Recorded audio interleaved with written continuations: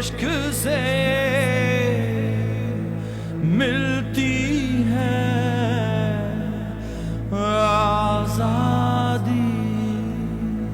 مسلمان مصیبت میں گھبرایا نہیں کرتا.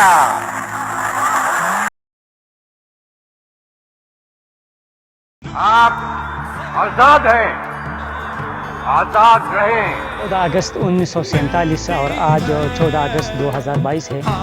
پاکستان پونے 100 سال کا ہو چکا ہے. یعنی آج ہم 75ویں جشن آزادی یعنی ڈائمنڈ جوبلی منا رہے ہیں.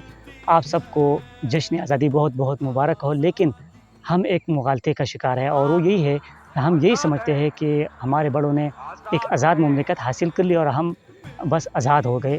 حالانکہ یہی پہلا مرحلہ تھا, یہی فیز 1 تھا جس کو ہمارے بڑوں نے انتہائی محنت سے اور قربانی سے حاصل کر لیا. یہ فیز 1 مکمل ہو گیا اور فیز 2 ہم نے مکمل کرنا تھا, کیونکہ وہ تو اس دار فانی سے کوچ کر گئے تھے.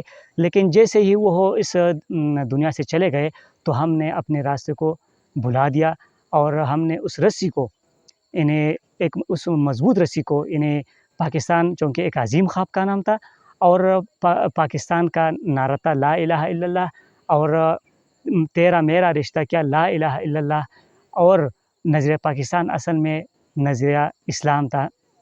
تو اسی وجہ سے ہم جیسے ہی اپنے راستے سے بھٹک گئے تو مشرقی پاکستان جو ہے وہ بنگلہ دیش بن گیا.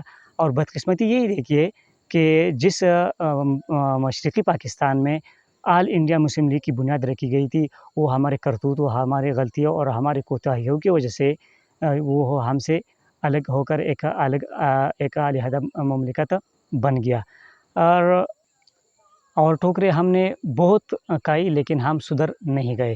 اب پاکستان مزید وقت کے ضیاع کا متحمل نہیں ہو سکتا, اس لیے ہم نے ہمت سے, حوصلے سے, ایمان سے, اتحاد سے اور نظم سے ہم نے حقیقی آزادی کی جنگ لڑنی ہے. کیونکہ ہم حالت جنگ میں ہے.